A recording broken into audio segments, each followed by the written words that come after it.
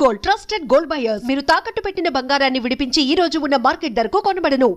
70, 72, 73 120కి వెళ్ళిపోయింది. అప్పుడు Biden full పరేషాన్ అయిపోయామన్నారంటే ఫోన్ చేసి మోదీకి, మీరు రష్యన్ ఆయిల్ కొనుక్కోండి, అది రీఫైన్ చేసి లోకంలో ఎక్కడైనా మీరు అమ్ముకోండి అని చెప్పారు.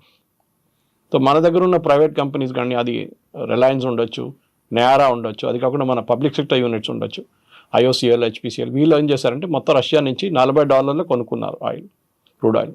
దాన్ని రీఫైన్ చేసి డీజిల్ కానీ పెట్రోల్ కానీ మనం ఈవెన్ యూఎస్కి అమ్మాం మనం. ఇప్పుడు చూడండి, మన వచ్చిన రిపోర్ట్లు ఏమంటున్నారంటే యుక్రెయిన్లో బిగ్గెస్ట్ డీజిల్ సప్లయర్ భారతదేశం అంట ఇప్పుడు. ఓకే, ఇక్కడ నుంచి అటు వెళ్తోంది అది. మన రష్యా నుంచి కొని రీఫైన్ చేసి యుక్రెయిన్కి ఇస్తున్నాం. అండ్ యుఎస్ ఏమంటున్నారు, భారతదేశమే దీనికి రీజన్, యుక్రెయిన్ రష్యా యుద్ధానికి కారణం మోదీ అంటున్నారు. మోదీ ఎక్కడ వచ్చారు? చైనా వెనకనే ఎక్కువ ఆయిల్ కొన్నారు కదా, చైనా మీద ఎందుకు పెట్టలేదు ఆంక్షలు మీరు? ఎందుకంటే చైనా మీకు చాలా క్రూషియల్ సప్లయర్. మీకు నట్టు బోల్ట్ కావాలంటే చైనాని తెప్పించుకోవాలి, మీరు లోకల్గా ప్రొడ్యూస్ చేయలేరు, మీకు కాస్ట్ చాలా ఎక్కువ అయిపోతుంది. చైనాని ఏం పెట్టట్లేదు. ఫస్ట్ 15 days అన్నారు, తర్వాత 90 days అన్నారు, మనతో అన్ని పోస్ట్పోన్ చేశారు. కానీ మన మీద 50% పెట్టారు. సరే పెట్టారు, మనకు ప్రాబ్లం లేదు, మనం డీల్ చేసుకుంటున్నాం, కొత్త డీల్. దానికే మనం చూసాం మోదీ గారు ఫస్ట్ జపాన్కి వెళ్ళారు. జపాన్లో వెళ్ళి మోదీ గారు ప్రైమ్ మినిస్టర్ని కలిశారు, మాట్లాడుకున్నారు, బుల్లెట్ ట్రైన్లో ట్రావెల్ చేశారు, 8 బుల్లెట్ ట్రైన్కి అగ్రిమెంట్ సైన్ చేసుకున్నారు. మన వైపు నుంచి అక్కడికి వెళ్ళే ప్రోడక్ట్స్, అక్కడి నుంచి ఇక్కడికి వచ్చే ప్రోడక్ట్స్, ఈవెన్ జపాన్కి వెళ్ళే ముందు Maruti EV vehicles roll out చేశారు ఇక్కడి నుంచి. Made in India, make for the world అని చెప్పేసి కాన్సెప్ట్ మీద. సో భారతదేశం కొత్త మార్కెట్స్ యాక్సెస్ చేయబోతున్నారు, ఆల్రెడీ స్టార్ట్ అయిపోయింది ప్రాసెస్ అది. సో అక్కడే ట్రంప్కి పెద్ద ప్రాబ్లం వస్తుంది. ట్రంప్ ఏమనుకున్నారంటే మెక్సికో లాగానో కెనడా లాగానో కొంచెం స్క్వీజ్ చేస్తే భారతదేశం ఏడుస్తుంది, సరెండర్ అయిపోతారు. కానీ ఇప్పుడు చూస్తున్నాం మనం, మోదీ గారు అసలు పట్టించుకోవట్లేదు. సో ఇలాంటి కండిషన్లోనే అసలు మోదీ పట్టించుకోవట్లేదని తెలిసిన తర్వాత అక్కడ ఒక క్రై అనేది వినిపిస్తోంది, ఒక భిన్నమైనటువంటి వాదనలు ఉన్నాయి. అయ్యో అనేటువంటి భావనతో పాటుగా ఎలా అయినా మళ్ళీ భారత్ మా కాళ్ళ దగ్గరికి వస్తుంది అనేటువంటి ఒక భావన ముందు కనిపించింది. కానీ అది మెల్లిమెల్లిగా డైల్యూట్ అయిపోయినట్టుంది కదా. చైనాలో జరిగినటువంటి US ప్రెసిడెంట్ అడ్వైజర్ ఒకరు ఉన్నారు, నవారో అని చెప్పి, Peter Navarro. He's actually an agent, is official diplomat కాదు ఆయన, అఫీషియల్ ఫైనాన్స్ పర్సన్ కూడా కాదు. ట్రంప్ వాళ్ళ ఏజెంట్ ఆయన అపార్ట్మెంట్లు అమ్ముతుండే, రియల్ ఎస్టేట్ అమ్ముతుండే. ట్రంప్కి వచ్చిన అడ్వైజర్గా తీసుకొచ్చారు ఆయన్ని. నెగోషియేటింగ్ చాలా బాగా చేస్తాడు కదా రియల్ ఎస్టేట్లో, మనం దీంట్లో పెట్టుకుందాం అని చెప్పి. మొన్న ఒక స్టేట్మెంట్ చూశారు, Brahmins are making money out of selling Russian oil అని చెప్పి. అది యూజువలీ వీళ్ళు బాస్టన్ బ్రాహ్మిన్స్ అని యూజ్ చేస్తారు. కానీ మన దాంట్లో అది entire thing got back fired. ఎందుకంటే ఇదే కాన్సెప్ట్ రాహుల్ గాంధీ యూజ్ చేస్తున్నారు. బ్రాహ్మిన్స్ అన్ని ఉద్యోగాలు తీసుకెళ్ళిపోతున్నారు, బ్రాహ్మిన్స్ ఆర్ డబ్బులు అని మనకు తెలుసు. బ్రాహ్మిన్స్ రియల్ ఎస్టేట్ మన అందరికి తెలుసు. ఓకే, వాళ్ళు ఏ పరిస్థితిలో ఉన్నారు మన అందరికి తెలుసు. నేను ఇవాళ ఒక విద్యాశ్రమంకి వెళ్ళి వచ్చాను, చూశాను నేను అక్కడ వేద పాఠశాలలో. వాళ్ళ పరిస్థితి చాలా దారుణం ఉంది వాళ్ళది. వాళ్ళని ఇప్పుడే మనం కొంచెం ఎంకరేజ్ చేసి పైకి తీసుకుంది. వాళ్ళ ట్రెడిషనల్ ట్రేడ్ వాళ్ళ గుడిలో ఉంటుంది అంతే, వాళ్ళు దానికన్నా ఎక్కువ వాళ్ళు బయటకు రారు. సరే, ఎప్పుడో జరిగింది, ఏదో అత్యాచారం జరిగిందని చెప్తున్నారు, కానీ ఈ బ్రాహ్మిన్స్ ఎందుకు తీసుకొచ్చారో అర్థం కావట్లేదు. Anyway that issue got back fired completely. ఇప్పుడు ఏం చేయాలని వాళ్ళకి అర్థం కావట్లేదు మీరు చెప్పినట్లు. ఇప్పుడు అదే పరిస్థితిలో ఫస్ట్ జపాన్కి వెళ్ళారు మోదీ గారు. ఈ అగ్రిమెంట్స్ అన్ని సైన్ చేశారు, 8 అగ్రిమెంట్స్ సైన్ చేశారు, చాలా సాలిడ్ అగ్రిమెంట్స్. అది కూడా ఇప్పటి నుంచి 5 సంవత్సరాల లోపల ఫినిష్ అయ్యే ప్రాజెక్ట్స్ అన్ని చేసుకున్నారన్నమాట. జపాన్ దగ్గర మనం తీసుకోవాల్సింది టెక్నాలజీ. వాళ్ళకి చాలా అడ్వాన్స్గా టెక్నాలజీ వాళ్ళ దగ్గర కొంచెం స్ట్రాంగ్ పాయింట్. లాస్ట్ ఒక 10 సంవత్సరాలు ఆ టెక్నాలజీ కొంచెం చల్లబడిపోయింది వాళ్ళది. బికాస్ వాళ్ళ వాళ్ళది వాజ్ మేజర్ ఎక్స్పోర్ట్, ఎలక్ట్రానిక్స్ వాళ్ళది మేజర్ ఉండే. ఒక టైంలో మన సోనీ అనే బ్రాండ్ వినంగానే మనం కన్ను మూసుకొని కొనేస్తుండే. కానీ ఇప్పుడు మార్కెట్లో చాలా మటుకు మిగతా బ్రాండ్స్ కూడా వచ్చేసినాయి. కొరియా నుంచి బ్రాండ్స్ ఉన్నాయి, చైనా నుంచి ఉన్న బ్రాండ్స్ ఉన్నాయి, చాలా మటుకు బ్రాండ్స్ వచ్చేసినాయి. సరే, సోనీ ఇప్పుడు కూడా ఉంది, quality wise it's considered number 1. Japanese cars కూడా అంతే. మన దగ్గర ఒరిజినల్ మారుతి స్టార్ట్ అయినప్పుడు సుజుకి పార్ట్నర్ ఉండే, ఇప్పుడు నా సుజుకి ఎంటైర్ కంపెనీ వాళ్ళు కొనుక్కున్నారు. సో జాపనీస్ దగ్గర నుంచి మనకు టెక్నాలజీ వస్తుంది. మన వైపు నుంచి జపాన్కి వెళ్ళేది ఫార్మస్యూటికల్ కానీ మిగతా ప్రోడక్ట్స్ కానీ. జపాన్లో తయారు చేయలేని ప్రోడక్ట్స్ మనం ఇక్కడ తయారు చేసి పంపిస్తాం, స్పెషల్లీ చిన్న మిషనరీ పార్ట్స్ కూడా. ఒక టైప్ కూడా చేసుకుంటే మనకు చాలా బాగుంటుంది. మన మ్యానుఫ్యాక్చరింగ్ యూనిట్స్కి చాలా ఒక లెగప్ అంటారు ఇంగ్లీష్లో, అది వచ్చేస్తుంది. నెక్స్ట్ మోదీ గారు వెళ్ళింది షాంఘై కోఆపరేషన్ ఆర్గనైజేషన్ మీటింగ్కి. సో అక్కడ ఏం జరిగింది, జీ జిన్పింగ్ కానివ్వండి, పుటిన్ కానివ్వండి, మోదీ గారు, ఈ ముగ్గురు ఫొటోస్ మీరు చూసుంటారు. బాడీ లాంగ్వేజ్, ఎందుకంటే ఇదే పెద్ద ఇండస్ట్రీ కవిత గారు. ఈ బాడీ లాంగ్వేజ్ రీడ్ చేయడం యూఎస్లో దే పేడ్ వెరీ వెల్. మీరు నేను మాట్లాడుకొని సౌండ్ మ్యూట్ చేసేస్తే మనం ఏం మాట్లాడామని చెప్పి ఒక మూడో మనిషి చెప్పొచ్చు. లిప్ రీడింగ్ అంటారు వాళ్ళు, దాన్ని మైండ్ రీడింగ్ అంటారు, అన్నీ చేస్తారు వాళ్ళు. What are they speaking about అనేది. సో ట్రంప్ కానివ్వండి, చాలామంది అడిగారు మోదీ గారు పుటిన్ జీ జింగ్పిన్ ఏ లాంగ్వేజ్లో మాట్లాడారని అడిగారు. వాళ్ళు పక్కనే ట్రాన్స్లేటర్స్ ఉంటారు, వాళ్ళు ఇయర్ షాట్లో ఉంటారు, అంటే ఫోటో ఫ్రేమ్ కన్నా కొంచెం బయట నిలబడతారు కావాలని చెప్పి వాళ్ళని అట్లానే ట్రైన్ చేశారు వాళ్ళని. అది కాకుండా ఇంకో చాలా ఇంపార్టెంట్ ఫోటో మనం చూసాం. పుటిన్ అండ్ మోదీ, పుటిన్ కార్లో ట్రావెల్ చేస్తున్నారు. ఇట్స్ న్యూక్లియర్ ప్రూఫ్ కార్ అది. దాని మీద మీరు న్యూక్లియర్ బాంబ్ వేస్తే కూడా ఏం కాదు ఆ కార్కి. అట్లాంటి ప్రోడక్ట్. ఎందుకంటే బాంబ్ ప్రూఫ్ అంటే అందరు తయారు చేస్తారు. ఇప్పుడు మన దగ్గర తెలంగాణలో ఉంది బాంబ్ ప్రూఫ్ కార్లు. But that is a nuclear కానీ even bio hazard can handle అన్నమాట. బయోవార్ జరిగితే కూడా ద కార్కి ఇంపాక్ట్ ఉండదు. మోదీ కోసం ఫస్ట్ మనం చూసే ఒఫీషియల్ న్యూస్ ఇది, మనం పర్సనల్ చెప్పట్లేదు, ఏదో బీజేపీ వాళ్ళు చెప్పారు, ఆర్ఎస్ఎస్ వాళ్ళు చెప్పలేదు. కానీ పుటిన్ 10 నిమిషాలు మోదీ గారి కోసం వెయిట్ చేశారంట. కొంచెం లేట్ అయిపోయింది మోదీ గారు రావడానికి హోటల్ నుంచి. దాని తర్వాత వాళ్ళిద్దరు కార్లు వెళ్ళిన తర్వాత వెన్యూకి చేరుకున్నప్పుడు కూడా, ఎస్సీఓ వెన్యూకి చేరుకున్నప్పుడు కూడా మళ్ళీ 15 నిమిషాలు కార్ లోపల కూర్చొని మాట్లాడారంట. ఆఫ్ కోర్స్ ట్రాన్స్లేటర్స్ ఉంటారు కార్లో, వాళ్ళకని కాన్ఫిడెన్షియల్ ఉంటుంది, భయం మాట్లాడే మనకేం తెలియదు. సో ఆబ్వియస్లీ ఆ బాడీ లాంగ్వేజ్ పుటిన్ కానీ మోదీ కానీ, అదే టైంలో జీ జింగ్పిన్ అండ్ మోదీ, వీళ్ళు ముగ్గురు ఒక ఆల్టర్నేటివ్ ఫ్రంట్ ఫామ్ చేస్తున్నారు. యుఎస్ చేస్తున్న బ్లాక్ మెయిల్ వాళ్ళిద్దరు కూడా ఇంపాక్ట్ అయింది. రష్యాకి ఇంపాక్ట్ అయింది ఎప్పటి నుంచో, చైనాకు కూడా ఇంపాక్ట్ అవుతుంది ఇప్పుడు. సో ఒక ట్రంప్ని ఒక లెసన్ నేర్పియాలని చెప్పి వీళ్ళు డిసైడ్ చేసుకున్నారు. దాంట్లో 2-3 రూట్స్లో చేయొచ్చు. ఒకటి ఈ ముగ్గురు రాష్ట్రాలు కలుపుకుంటే, రష్యా, ఇండియా, చైనా కలుపుకుంటే 36% మన వరల్డ్ జీడిపి వాళ్ళ దగ్గర ఉంది. ఓకే, అప్రాక్సిమేట్లీ ద $1 trillion కూడా it's I think around $36 trillion trade ఉంది వాళ్ళ దగ్గర. అది కాకుండా అన్నిటికంటే ఇంపార్టెంట్ ఏంటంటే వీళ్ళు ఒక ఆల్టర్నేటివ్ స్విఫ్ట్ సిస్టమ్, అంటే అమెరికా డాలర్ టర్మ్స్లోనే అన్ని మాట్లాడతారు. మీకు గుర్తుంది కవిత గారు, ఇది బ్రిక్స్ వచ్చినప్పుడు లాస్ట్ ఒక 6 నెలల ముందు ట్రంప్ వచ్చినప్పుడే ఇమ్మీడియట్గా ట్రంప్ థ్రెటన్ చేశారు సౌత్ ఆఫ్రికాని, బ్రెజిల్ని, మీరు ఆల్టర్నేట్ కరెన్సీ తీసుకొస్తే మీ పని నేను చూసుకుంటానులే అని చెప్పేసి. అవును, ఎందుకంటే భయం ఏంటంటే డాలర్ని రీప్లేస్ చేసేస్తే డాలర్ విలువ పోతుంది మొత్తం కంప్లీట్గా. ఆల్రెడీ చాలా వీక్ అయిపోయింది డాలర్.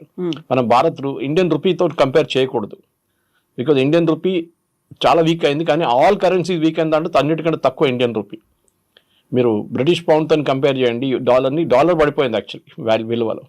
ఎనీవే, అది మనకు సబ్జెక్ట్ మ్యాటర్ కాదు. కానీ మన ఇక్కడ అంటే ఆల్టర్నేటివ్ పేమెంట్ సిస్టమ్ ఒకటి ఫామ్ చేయాలి. మనం ఇది ఎప్పుడు చూసామంటే, ఫస్ట్ ఇరాన్ మనకి ఆయిల్ మనం కొనుక్కున్నప్పుడు వీళ్ళు ఇరాన్ మీద ఆంక్షలు పెట్టారు. ఎవరు? యుఎస్. వీళ్ళు న్యూక్లియర్ ప్లాంట్లో మిసైల్స్ తయారు చేస్తున్నారు అది ఇది చెప్పి. మనం ఏం చేసాం? రూపీ పేమెంట్ చేసాం ఫస్ట్. తర్వాత ఏం చేసాం? బార్టర్ పేమెంట్ చేసాం. వాళ్ళకి బియ్యం కావాలంటే మనం వాళ్ళకి బియ్యం ఇచ్చాం, వాళ్ళు మనకు ఆయిల్ ఇచ్చారు.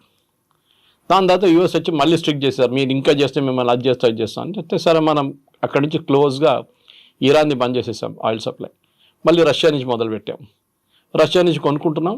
ఇది డాలర్ని ఆపడానికి కూడా మనం చాలా మటుకు సహాయం చేసాం. కానీ ఇప్పుడు we will not help them at all. Dollar free float కానివ్వండి, డాలర్ ఎక్కడ పోతే అది పోనివ్వండి, మనకు ప్రాబ్లం లేదు. ఆయిల్ ప్రైస్ కూడా నేను చెప్పినట్లు బైడెన్ ఏం చెప్పారు ఆ టైంలో, ఆయిల్ ప్రైస్ హోల్డ్ చేయండి, ఇండియా ఇట్లా రీఫైన్ చేసి పంపిస్తే ఆయిల్ ప్రైస్ $70-80 ఉంటుంది, లేకుంటే $200 వెళ్తుండే అని చెప్పి యుఎస్ ఎకానమిస్టే చెప్తున్నారు. భారతదేశం ఇంటర్ఫియర్ కాకపోతే రష్యన్ ఆయిల్తోని world wide crude oil prices $200 వెళ్ళిపోతుంటే మొత్తం వరల్డ్ ఎకానమీ దెబ్బతింటుండే. సో భారతదేశాన్ని అప్రిషియేట్ చేయకుండా ట్రంప్ ఏమో మన మీద ఆంక్షలు విధిస్తున్నారు. మీరు తీసుకొని యుక్రెయిన్ రష్యా వార్లో పెడతారు. రష్యా ఆయిల్ అమ్మితే కూడా చైనాకి అమ్ముతున్నారు కదా, వాళ్ళు డబ్బులు ఇస్తారు కదా. టర్కీ తీసుకుంటున్నారు, టర్కీ నేను చెప్పట్లేదు, ఎందుకంటే మిడిల్ ఈస్ట్లో టర్కీ పనికి వస్తారు.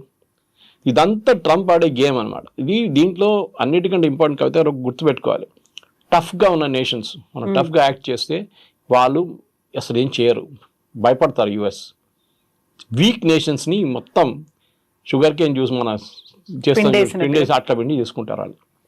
మెక్సికోని చూసినప్పుడు ఏమంటున్నారు, మెక్సికోని ఫస్ట్ ఒక టారిఫ్ అన్నారు, మళ్ళీ నెక్స్ట్ టారిఫ్ అన్నారు.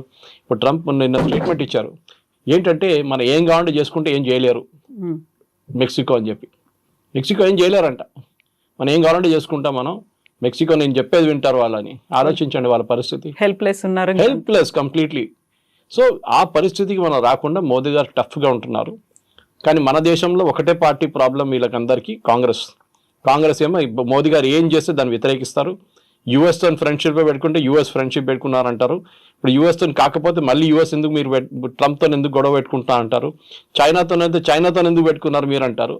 కాంగ్రెస్ ఒక కన్ఫ్యూజ్ పాలసీ ఉంది. కానీ మోదీ గారు చాలా డెలిబరేట్గా మన కొత్త మార్కెట్స్ కోసం, అది యుయూ ఉండొచ్చు, యూకే ఆల్రెడీ మనం FTA సైన్ చేసాం, యూరోపియన్ ట్రేడ్ బ్లాక్ సైన్ చేసేసాం మొన్న. ఇదన్నీ చూస్తే మన డాలర్ని ఈజీగా టర్న్ చేయొచ్చు. ఒక ఎగ్జాంపుల్ ఇస్తాను మీకు. కీటెక్స్ అని చెప్పి మన దగ్గర #1 ఇండియా నుంచి వెళ్ళే #1 లిటిల్ స్టార్ బ్రాండ్ యూఎస్లో టార్గెట్ అండ్ అక్కడున్న మేజర్ రీటైలర్స్లో అమ్ముతారన్నమాట వాళ్ళు. ఆ కంపెనీ మొన్న స్టేట్మెంట్ ఏమి ఇచ్చారంటే, మేము యూఎస్కి ఇప్పుడు మా ఎక్స్పోర్ట్ వెళ్ళట్లేదు, చాలా ఎక్కువ రేట్ ఎక్కువైపోయింది, వాల్మార్ట్ వాళ్ళు తీసుకుంటలేరు ఇప్పుడు అని, మేమేం చేస్తున్నామని ఇండియాలోనే మేము 1000 షాపులు ఓపెన్ చేయబోతున్నాం అని చెప్పారు. So Sabu Jacob whose MD of the company, మన వరంగల్ పెద్ద ఫ్యాక్టరీ పెట్టారు. మేము అదే టర్న్ ఓవర్ మేము ఇండియాలో ఈ 1000 స్టోర్లతో తెచ్చుకుంటాం. మాకు మార్జిన్స్ ఎక్కువ ఉంది మాకు ఇక్కడ, అక్కడేమో చాలా వేఫర్ థిన్ మార్జిన్లు ఆపరేట్ చేస్తున్నాం మేము. టార్గెట్ కానీ వాల్మార్ట్ ఎక్కువ డబ్బులు ఇయ్యారు, వాల్యూమ్ గేమ్ ఆడతారు వాళ్ళు. సో ఇప్పుడు ఇండియాలో స్టార్ట్ చేస్తే ఇండియన్ మార్కెట్ 140 కోట్ల మంది ఉన్నారు. We can sell the same product good price here in India అంటున్నారు వాళ్ళు. సో మన ఎకనామిక్ టైమ్స్లో కూడా ఒక ఆర్టికల్ వచ్చింది దాని గురించి. సో ఓవరాల్గా ఇప్పుడు ఏమైపోతుందో డొమెస్టిక్ మార్కెట్ మీద కూడా చాలా కాన్సన్ట్రేట్ చేస్తున్నారు మోదీ గవర్నమెంట్. దానికోసం GST రేషనలైజేషన్ వస్తుంది. ఇప్పుడు GST రేషనలైజేషన్ చాలా ప్రోడక్ట్ 0కి వెళ్ళిపోతుంది, లేకుంటే 5 లేకుంటే 18, ఈ 3 బ్యాండ్లో ఉండిపోతుంది అనమాట.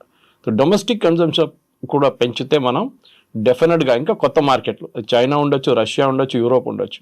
సో ట్రంప్ని పక్కన పెట్టి ఇప్పుడు చూసిన మీరు చెప్పినట్ల సడన్గా ఇప్పుడు ఏం చెప్పట్లేదు వాళ్ళు అనుకున్నారు మనం ఇండియాను కొంచెం థ్రెటన్ చేస్తే ఇండియా పడిపోతారు, 100% పెడదాం రేపు అన్నారు. పెట్టండి, 100 ఎవరు కొంటారు? మీరు ఫార్మాస్యూటికల్స్ మీద ఎందుకు పెట్టట్లేదు? అవసరం ఉంది కాబట్టి. ఫార్మా ఎవరు అమ్మలేరు, మనం ఇచ్చిన రేట్కి ఇంకెవరు అమ్మలేరు యూఎస్కి. ఫార్మా మీద పెట్టట్లేదు. ఐటీ ఎందుకు పెట్టట్లేదు? ఐటీ మీరు యూఎస్లో ఇన్వెస్ట్ చేయాలన్నారు. నేను ఎగ్జాంపుల్ ఇస్తాను. మన CNNలో ఒక స్టోరీ వచ్చింది. యూఎస్కి షవర్ హెడ్స్, అంటే మన షవర్కి హెడ్స్ పాయింట్ ఉంటుంది కదా, అది చైనా నుంచి చాలా ఇంపోర్ట్ చేసుకుంటారు యూఎస్ కంపెనీస్ అందరూ. వాళ్ళ పేర్లు పెట్టి అమ్మేసుకుంటారు యూఎస్లో. ఆ కంపెనీ అక్కడిని తీసుకుని డ్యూటీ, అంటే ఓల్డ్ డ్యూటీ కట్టి తీసుకొస్తే కూడా, ఇప్పుడున్న ఎగ్జిస్టింగ్ డ్యూటీ కడితే కూడా $139 ఒక షవర్ హెడ్ వస్తుంది. మన దగ్గర అంత రాదు. మన దగ్గర $2,000 పడేస్తే మంచి షవర్ హెడ్స్ వస్తాయి. 2,000 కూడా అక్కర్లేదు, $1,000 కూడా వచ్చేస్తుంది. ఎనీవే, అది యూఎస్ కాస్ట్ ఆఫ్ లివింగ్. అదే ప్రోడక్ట్ మీరు యూఎస్లో తయారు చేయాలంటే $259 అవుతుంది. సో ఈ కంపెనీ ఏం చేశారంటే, ఒక సర్వే లాగా వాళ్ళు కస్టమర్స్ 25,000 కస్టమర్స్ ఉన్నారు వాళ్ళకు, రెగ్యులర్ కస్టమర్, వాళ్ళకు మెయిల్ పంపించారు.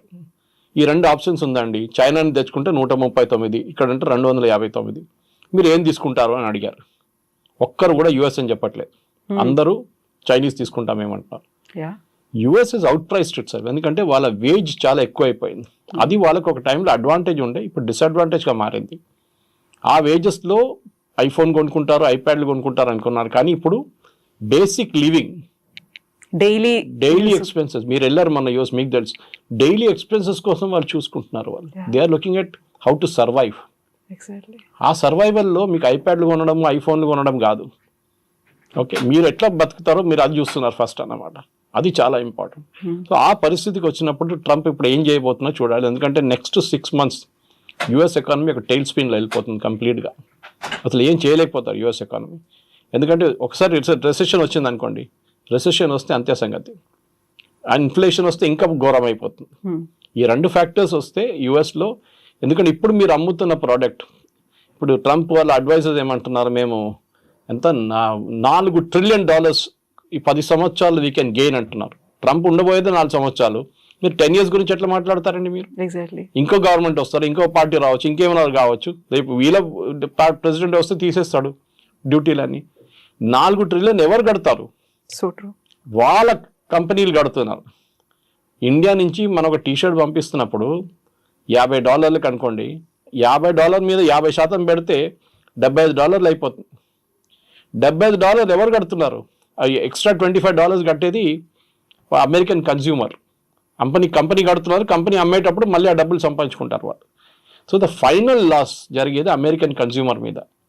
అది ఇప్పుడు కాదు, ఒక 2 నెలల్లో ఇప్పుడు తెలిసిపోయింది ఆల్రెడీ. ఇక్కడి నుంచి ఇంకా ముందుకు వెళ్తూ కంప్లీట్గా ఒక యూఎస్కి అక్కడున్న కన్జ్యూమర్కి ఇన్ఫ్లేషన్ మినిమం ఒక double-digit ఫిగర్లో వచ్చేస్తుంది. సో మనం ఇప్పుడు ఒక సేఫ్ గేమ్లో ఉన్నాము, మన స్ట్రాటజీ కూడా ఈస్ గోయింగ్ టు వర్క్అవుట్. అది ఎట్లా అంటే మెచ్యూర్ అప్రోచ్ ఉండాలి. ఇప్పుడు మనం మెచ్యూర్ అప్రోచ్ అంటే ప్యానిక్ చేయకూడదు. మనం చూసాం 50% పెట్టగానే ఉద్యానాలు బంద్ అయిపోయింది, తిరుపూర్ బంద్ అయిపోయింది, సూరత్ బంద్ అయిపోయింది, కంపెనీలన్నీ మూసేస్తున్నారు, కాన్పూర్లో మూసేస్తున్నారు అన్నది కాదు. ముందు యుఎస్ మార్కెట్ ముందు మనకు మార్కెట్లు ఉండే కదా. మీరు యుఎస్కి ఎందుకు వెళ్ళారు? మీకు వాల్యూ కొంచెం ఎక్కువ దొరుకుతుంది.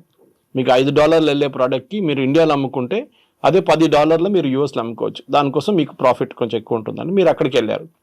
కానీ రిస్క్ ఉంటుంది ఇట్లాంటిది. రేపు యుఎస్ మార్కెట్లో డబ్బు లేదనుకోండి కొనడానికి, ఎవరు కొనరు. Your product will remain on the shelf. Exporter అక్కడ ఇంపోర్ట్ చేస్తున్నాడు, బంద్ చేసేస్తాడు మార్కెట్, ఖతం అయిపోయిందని దివాలా అయిపోతాడు. సో దాట్ పొజిషన్కి రాకుండా మనం మెచ్యూర్గా రియాక్ట్ అయ్యాం. ఈ రీజనల్ కోఆపరేషన్తో చైనా కానివ్వండి, రష్యాతోని కోఆపరేట్ చేసుకుంటే మన మార్కెట్ క్రియేట్ చేసుకోవచ్చు ఇక్కడే. చైనాతో మనకు చాలా ప్రాబ్లమ్స్ ఉన్నాయి, లేదని లేదు. బార్డర్ ప్రాబ్లమ్స్ చాలా ఉంది, రిజాల్వ్డ్ ఇష్యూస్, అన్రిజాల్వ్డ్ ఇష్యూస్ ఉన్నాయి. కానీ నమ్మకమైన మిత్రుడా అనేటువంటి డౌట్ వస్తుంది కదా. అది ఇంగ్లీష్లో అంటారు, యువర్ ఎనిమీస్ మై ఫ్రెండ్ అంటారు. ఓకే, మీరు ప్రయారిటీ ఏంటి ఇప్పుడు? ఓకే, నమ్మకం ఉందంటే ఎవరు నమ్మచ్చు? యుఎస్ నమ్మచ్చా? నమ్మలేం కదా. 71లో ఇదేలాగా మన మీద శాంక్షన్స్ పెట్టారు. వాజ్పేయి గారు పోఖ్రాన్ 2 చేసినప్పుడు శాంక్షన్స్ పెట్టారు. Sanctions, not tariff. శాంక్షన్స్ అంటే మీరు కొనలేరు, అమ్మలేరు, ఆంక్షలు కంప్లీట్గా. ఆలోచించండి, థమ్స్ అప్ ఎట్లా వచ్చింది పైకి? ఆ స్టోరీ ఇంకోటి ఇది. దట్ ఈస్ బికాస్ కోకోకోలాని జార్జ్ ఫెర్నాండెస్ భారత్ చేసిన తెరిమి కొడితే థమ్స్ అప్ పైకి వచ్చింది ఆ టైంలో. మనం డొమెస్టిక్ ప్రొడక్ట్స్ ఎన్ని క్రియేట్ చేసాం మనం అట్లాంటిది. ఇప్పుడు యుఎస్ ప్రొడక్ట్స్ ఎన్ని వాడుతున్నాం మనం? రెస్టారెంట్ పాసిబ్లీ మెక్డానల్డ్స్ కానివ్వండి, KFC కానివ్వండి, పెప్సీ కానివ్వండి, కోక్ అనొచ్చు. మిగతా ఏం కొంటున్నాం మనం US products? We don't have any major share. Nike shoes అని చెప్పొచ్చు. Okay, they are all made in India. ఇప్పుడు రాయల్టీ చేస్తున్నారేమో, అది ఇంకో మాట. కానీ the main point right now, భారతదేశానికి కొత్త మార్కెట్స్ ఓపెన్ చేస్తున్నారు. మోదీ గారు టిపికల్ సేల్స్ మెన్ లాగా తిరుగుతున్నారు. అదే ప్రధానమంత్రి పని, ప్రెసిడెంట్ పని అదే. ఏ దేశమైనా చూడండి, మ్యాక్రాన్ ఇండియాకి వచ్చినప్పుడు ఫస్ట్ వాళ్ళ ఎయిర్క్రాఫ్ట్ అమ్మడానికి ట్రై చేస్తారు. ట్రంప్ ఇక్కడ వెళ్ళితే వాళ్ళ ప్రోడక్ట్స్ అమ్మడానికి ట్రై చేస్తారు. జాపనీస్ ప్రైమ్ మినిస్టర్ అన్నప్పుడు వాళ్ళ కార్లు, వాళ్ళ ఎలక్ట్రానిక్ ప్రోడక్ట్స్ మార్కెట్ చూసుకుంటారు. That is the job. ఇప్పుడున్న ప్రధానమంత్రి కానీ, ప్రెసిడెంట్స్ కానీ, అంటే యాక్చువల్ రోల్లో ఉన్న వాళ్ళు, నాట్ ద సెరమోనియల్ రోల్. మన దగ్గర president is a ceremonial role, కానీ prime minister is an active role. వాళ్ళ పని ఇది. వాళ్ళ దేశంలో తయారు చేసిన ప్రోడక్ట్స్ని ఇంకో మార్కెట్లో అమ్మడానికి ప్రధానమంత్రి is the best sales men. ఆయన చేయనియండి, 6 నెలలు వెయిట్ చేయండి, అప్పుడు చూడండి. తర్వాత ట్రంపే దిగొస్తారు. 6 నెలలు అక్కర్లేదు, 3 నెలలు దిగొస్తారు. ఎందుకంటే ఇక సీన్ దట్ బ్లాక్మెయిల్ పనిచేయట్లేదు, వీళ్ళు పట్టించుకోరు మమ్మల్ని. మళ్ళీ ఏం చేసుకుంటాం మనం? బెస్ట్ చలో జానేదో అని చెప్పి మళ్ళీ రిటర్న్ తీసుకుంటారు. లేకుంటే వాళ్ళు రష్యాతో వెళ్ళిపోతాడు, చైనాతో వెళ్ళిపోతారు, మాకు ఇంకా పెద్ద ప్రాబ్లం అదని చెప్పేసి. ఇక ట్రంప్కు అన్నిటికంటే పెద్ద భయం అది ఒకటే. వీళ్ళు ముగ్గురు కలిస్తే ఇంకొక ఆల్టర్నేట్ బ్లాక్ అయిపోతుంది. అది చాలా పెద్ద థ్రెట్ యుఎస్కి అనమాట. సో దానికోసం he will have to do a climb down. Problem is ట్రంప్కి సొంత ఒపీనియన్ లేదు. వాళ్ళ చుట్టుపక్కల అడ్వైజర్స్ ఉన్నారు చూడండి, ఆల్ హాట్ హెడెడ్ ఫెలోస్. వాళ్ళు ఇస్తున్న అడ్వైజ్ మీద నడుస్తున్నారు. బాంబు వేయరా అంటే బాంబు వేసేస్తాడు, బాంబు వద్దంటే బాంబు తీసేస్తాడు, 25 పెట్టమంటే 25 పెడతాడు, 50 తీస్తే 50 తీసేస్తాడు. ఒక స్టెబిలిటీ లేదు. ఈవెన్ యుఎస్ కంపెనీస్ అదే అంటున్నారు. యుఎస్ కంపెనీ మొన్న కూడా 2 గైడెన్స్ ఇచ్చారు. వాళ్ళు ఏమంటున్నారు, వీ నీడ్ ప్రెడిక్టబిలిటీ. మీరు స్టేబుల్గా చేయండి, చేయొద్దని చెప్పట్లేదు, ట్రంప్ గారు అంటున్నారు. కానీ బీ స్టేబుల్ అబౌట్ ఇట్. ఒక వారం అంటారు, మళ్ళీ నెక్స్ట్ వీక్ వచ్చి ఇంకో మాట అంటారు. ఒక ప్రెసిడెంట్ కానీ, ఎస్పెషల్లీ యుఎస్ ప్రెసిడెంట్ కానప్పుడు చాలా స్టేబుల్ ఉండాలి థింకింగ్లో. ఎందుకంటే మీ చెప్పిన ఒక్కొక్క వర్డ్ ఇంటర్నేషనల్ మార్కెట్లో చాలా పెద్ద రామిఫికేషన్ క్రియేట్ చేస్తుంది. సో దానికోసం ట్రంప్ని ఇప్పుడు ఎవరు సీరియస్గా తీసుకుంటలేరు. So much so vice president మొన్న JD Vance ఒక స్టేట్మెంట్ ఇచ్చినప్పుడు అందరూ ఎక్సైట్ అయిపోయారు. ట్రంప్కి ఏమైనా ఉంటే నేను ఉన్నాను కదా, నేను ప్రెసిడెంట్ అయిపోతానన్నారు. ఎమర్జెన్సీ టైంలో ఐఎమ్ దేర్ అనేమాట. ఆలోచించండి.